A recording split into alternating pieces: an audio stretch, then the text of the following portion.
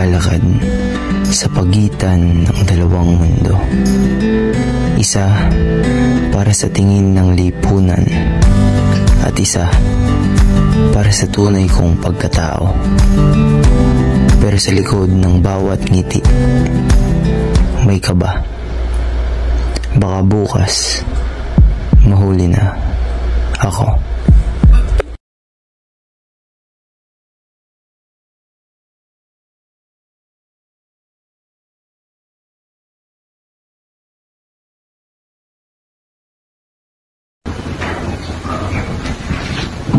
Pre, kansay nga. Ay nga mga babi. Buwan, kami pinapangawan sa Fred. Ano naman ang schedule? Di ba naman natin, tambak pa naman. Hindi ko rin malaman muna ang sinunga. Hello po! Hello po! Ako nga po pala yung intern ng Mag-OGT po. Saan po kaya yung upuan ko? Doon na lang sa tabi. Thank you po! Ay, mga intern eh. Ano galaw yan? Pwede mo ba niya? Saan mo po ma? Pare, wala naman masama akong dali. Araw pa rin naman eh. Oo nga, kaya nagitin mo naman ang tsura. Hindi ka respeto. Nakakapulo yung tsura. Pre, paano na naman hindi ka dyan? Ibig sabihin, may tinatago ka rin. Tama? Kala mo sa akin, bading! Tutuko pa tayo eh. Chill. Ano may init? Chill. Grabe naman. Siya na seryoso, pre. Pre, mali mo. Kanurki? Hindi ko na ako.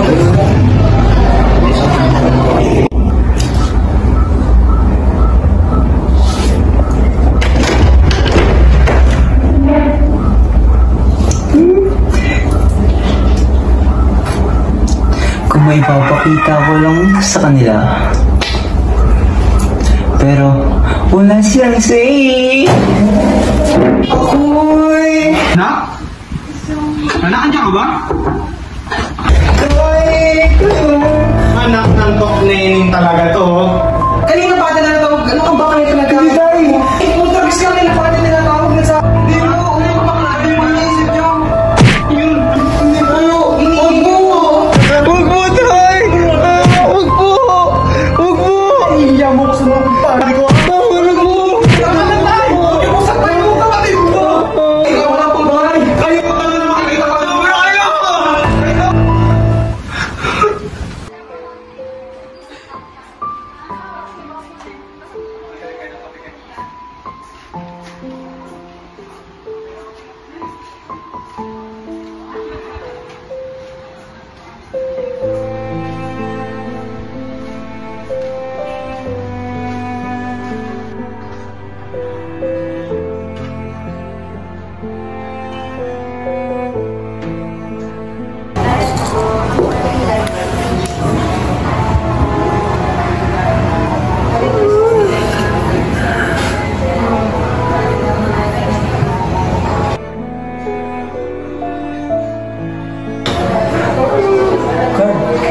Ano nangyari sa'yo? Bakit ka umiiyak?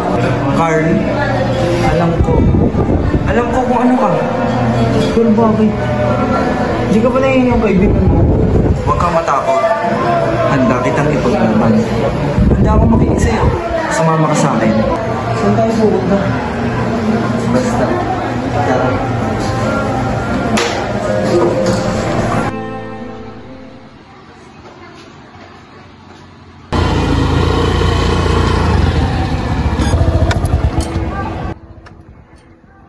Tara na. Saan? Basta, sumama ka sa akin. Uy, Ate B-Boy, Ate Robert, Kuya Kokoy. Oo. Pasensya na, ngayon lang nakakadating. Busy kasi eh. Kamusta ka naman? Ayos lang. Ito, may kasama ko. Mukhang pinagdadaanan eh. Kaya dinala ko dito para maliliwanagan. Siya, umupo kayo doon. Magsimula na tayo. Kamusta naman kayo? Sa espasyong ito, wala kayong dapat ikahiya. Wala kayong dapat itago. Tayo ay pantay-pantay at may karapatang mahalin. Hindi masamang ipakita ang sarili. Ang masama ay ang magtago ng sarili para sa iba. Sinong gusto magbahagi ng kanilang saloobin ngayon? Kuya Kokoy, ito kaibigan ko si Carl. Mukhang may gusto siyang sabihin. Hindi ako si Carl. Ako, si Kara. Gusto ko mong buhay ng totoo. Nang walang tinatago. Nang walang pangamba. Nang walang takot. Gusto ko na magpakatotoo.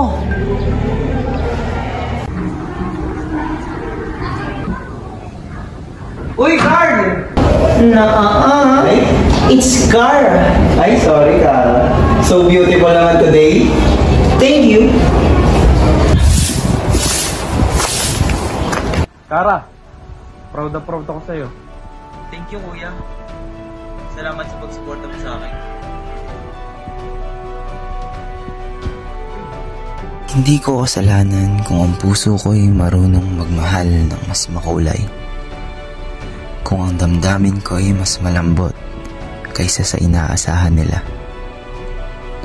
Ang kasalanan ay nasa mga matang tumatanggi, sa mga salitang nananakit, at sa mundong pilit akong kinakaon. Pero ngayon, pinili ko na ang sarili ko. Buo, totoo, at walang takot. At sa wakas, hindi na ako nag-iisa.